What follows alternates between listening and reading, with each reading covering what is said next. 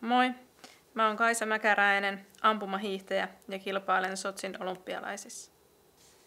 Mä muistan mun nuoruudesta sellaisen tapahtuman, kun mä 15-vuotiaana päätin, että mä haluan urheilulukioon sen takia, että siellä on paremmat olosuhteet harrastaa hiihtoa sillä tasolla, että voisi sitten joku päivä olla siellä maailman huipulla. Ja se oli aika ratkaiseva hetki, koska mä tiesin, että mä siitä noin vuoden päästä tulisin muuttamaan pois kotoa, jos mä pääsen sinne urheilulukioon. Ja silloin sinne oli aika tiukat testit ja piti olla koulussa hyvä ja muutenkin se kaikki haastattelut ja muut, että se laittoi motivoimaan aika paljon sen viimeisen vuoden aikana, kun asuin kotona. Huippu-urheilijalla on totta kai tavoitteita, ei se muuten olisi huippu-urheilija. Ja mun tavoitteet on varmasti, ne on myös semmoisia pitkäaikaisia, ollut varsinkin nuorempana. Nyt sitten vähän vanhemmalla iällä ne on ehkä enempi menee 4 vuoden periodeissa olympialaisista olympialaisiin tai sitten ihan vuosikin kerrallaan. Että on puhtaita sijoitustavoitteita, mutta sitten on myös sellaisia lyhyemmän aikavälin tavoitteita, että haluaa suoriutua siitä yhdestä kisasta tietyllä tapaa, se on kuitenkin itsellä mielessä, tai sitten yhdestä harjoituksesta tai sitten yhdestä harjoitusviikosta, kun leirille lähdetään, niin että kyllä mä tykkään asettaa itselleni niitä tavoitteita, koska ne motivoi sitten vielä enemmän treenaamaan. Kun urheiluun laittaa niin paljon, mitä mäkin olen laittanut viimeiset 10 vuotta pian, että urheilu on mun elämä, se on läsnä jokapäiväisessä elämässä, niin kuin melkein 24 tuntia vuorokaudessa, niin olisi vaikea kuvitella, että sellaista elämää eläisi ilman tavoitteita. Ja kyllä ne tavoitteet motivoi sitten harjoittelemaan paremmin ja tekemään kaikki muutkin asiat siinä elämässä sen urheilun ehdoilla. Tämä on kuitenkin vaan kohtuullisen lyhyt aika elämästä. Ja kun siihen on nyt mahdollisuus, niin siitä pitää nauttia täysillä. Ja se, että kyllä kisojen jälkeen varmasti harmittaisi paljon enemmän, jos tulee huono tulos ja sitten tietäisit, että et ole laittanut kaikkias peliin siinä kisassa tai sitten kesällä harjoituksissa.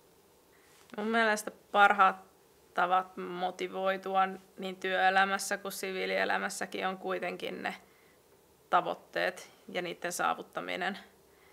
Et jos on sellainen hälläväliä-asenne niin urheilussa kuin työelämässä kuin vapaa-ajallakin, niin ei siitä varmaan saa niin paljon irti siitä elämästä, että silloin kun sä oot asettanut jonkun tavoitteen, sä oikeasti tsemppaat itsesi tekemään sen homman kunnolla ja sitten kun sä oot saavuttanut sen, niin sitten tulee semmoinen valtava hyvän olon tunne, että jes, mä pystyin siihen ja tää oli niinku hyvä juttu ja tää oli kaiken sen vaivan arvosta, mutta että jos ei ole oikein mitään tavoitetta tai maalia, mihin niinku pyrkiä, niin mille se sitten tuntuu, jos sä pääset sinne maaliin.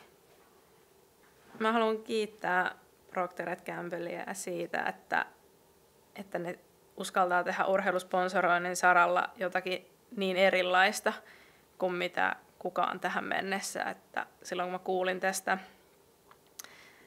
tästä projektista, niin se oli jopa vähän niin kuin uskomattoman tuntoinen, että hei, että oikeasti, että joku ottaa niin hyvin huomioon sen urheilun taustajoukot ja perheen ennen kaikkea, joka on sieltä ihan pienestä asti niin kuin ajanut minutkin tähän pisteeseen, missä mä nyt oon.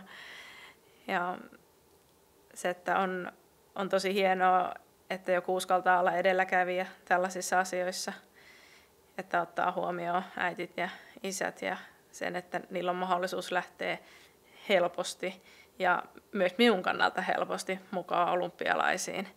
Kun mä tiedän, että joku pitää heistä siellä huolta eikä mun tarvitse miettiä siinä kisa-aamuna, että onkohan ne saanut liput kouraansa ja löytäneet ladun varteen. Mä arvostan mun äidissä varmasti sellaista nöyryyttä vähän niin kuin joka asiaa ja muita ihmisiäkin kohtaa ja ehkä välillä sitä on jopa vähän liikaakin, että joskus voisi niin kuin asettaa itsensäkin niin kuin etusijalle joissakin asioissa. Et kyllä yleensä kaikki muut perheenjäsenet kulkee ensiksi etusijalla ja sitten tulee vasta äiti itse. Että nyt on tosi kiva tämän projektin kannalta, että sekin saa vähän sellaista hemmottelua, mistä se on jäänyt paitsi viimeisen 60 vuoden aikana. On niitä paljon kaikkia monia muitakin, mutta se nyt tuli ekana vielä. Kiitos äiti siitä, että oot mun tukena kaikissa asioissa niin hyvinä kuin huonoina urheilupäivinä ja muinakin elämänpäivinä.